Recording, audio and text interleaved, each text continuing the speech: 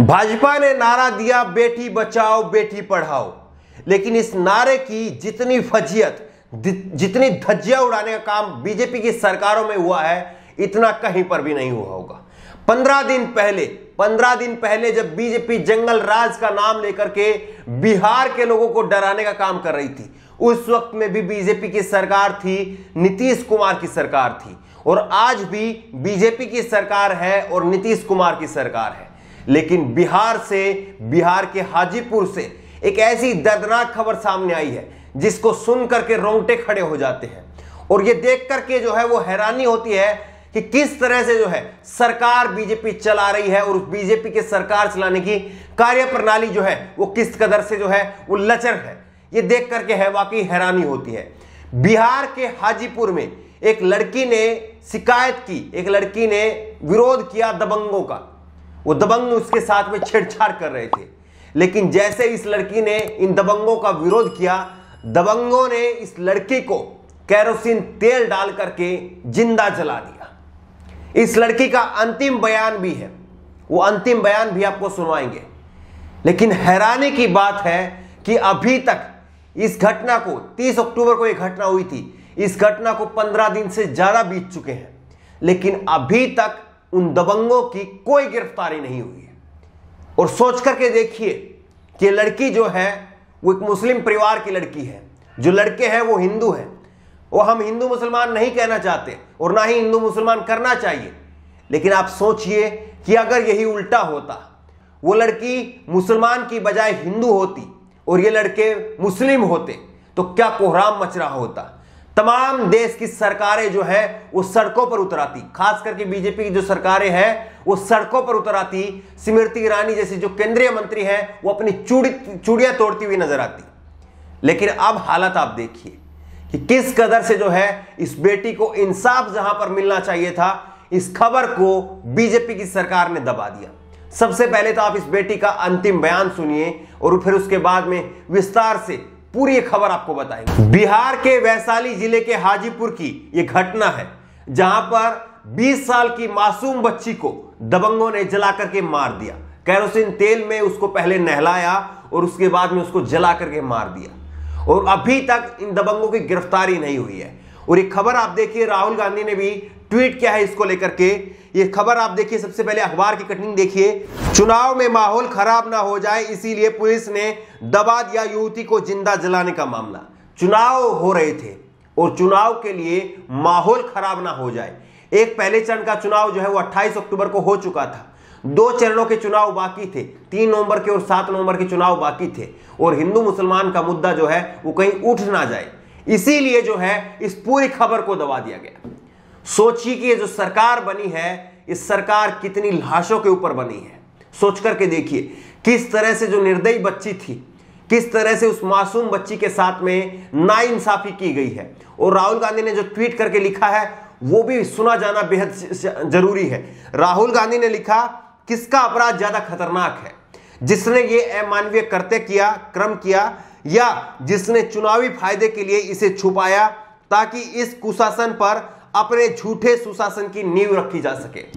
बताइए, सरकार ने अपनी सरकार बनवाने के लिए इस खबर को दबा दिया। और जब उत्कर्ष सिंह ने, आज तक के रिपोर्टर हैं उत्कर्ष सिंह, उन्होंने जब बीजेपी के महिला उप मुख्यमंत्री से उनसे पूछा कि हाजीपुर की घटना को लेकर के आप क्या कहेंगे, तो देखिए कि उनके पास में कोई जवाब नहीं था। मैडम साहिबा जो है वो अभी से अपनी चुनावी शपथ के रसगुल्ले खाने में मशगूल हैं।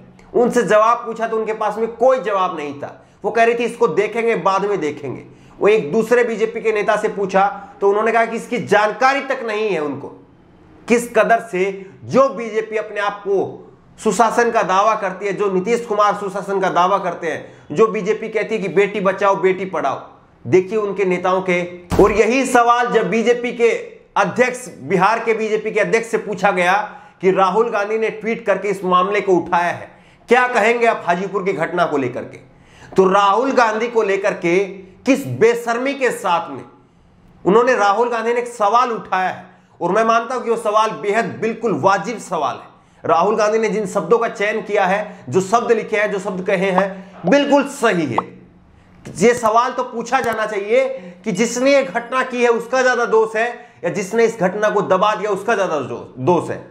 लेकिन राहुल गांधी के इन सवालों का जवाब देने के बजाय किस तरह से बिहार बीजेपी के जो अध्यक्ष हैं वो किस तरह से कह रहे हैं कि राहुल गांधी तो पाकिस्तान की बात करते हैं, चीन की बात करते हैं, किस तरह से जो है राहुल गांधी को एंटी नेशनल जो है वो ठहरा दिया गया।